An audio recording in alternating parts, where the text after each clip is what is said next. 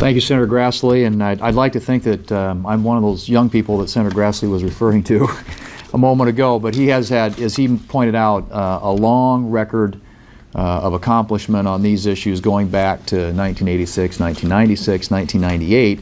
And my first association with this issue was in 1998 when I was a congressman on the House side, but we did some reforms, some IRS reforms, but that's almost 20 years ago. And it's long overdue. It's high time that we look at what we can do to restore the confidence of the American people in the IRS. I think, unfortunately, the IRS here of late has forgotten that the S in IRS stands for service.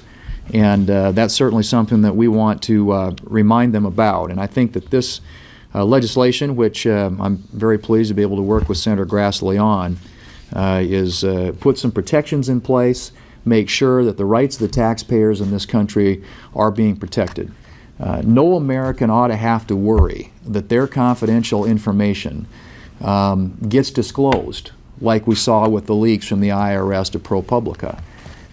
No American ought to have to worry about being targeted because of their political beliefs, which is what happened with the conservative social welfare groups that Senator Grassley mentioned earlier.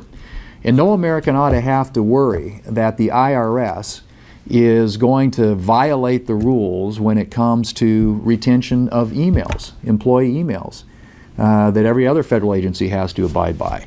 And those are all abuses that have occurred just here in the last few years, but they compound problems that go a long ways back.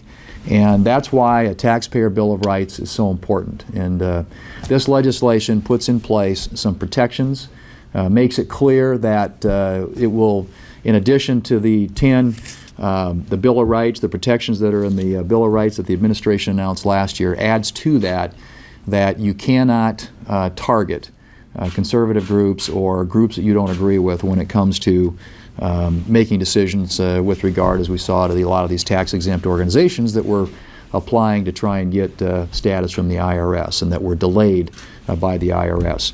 So those are the types of things that we want to prevent from happening in the future.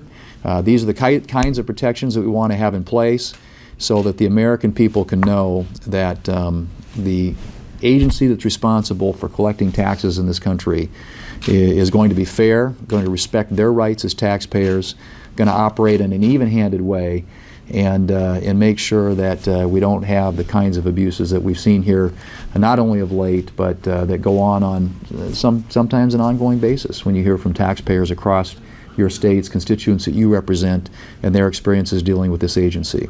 So I'm delighted to be able to be a co-sponsor with Senator Grassley. I hope that we can get some action on the Finance Committee and ultimately on the floor of the United States Senate, because, as I said, it's long overdue. 1998 is the last time we addressed this issue.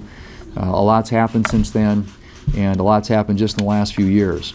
And I hope that I hope we can get some action to change the direction, change the trajectory, change the culture at the IRS in a way that will be good for the American taxpayer, who, after all, are the people that pay the bills for this country.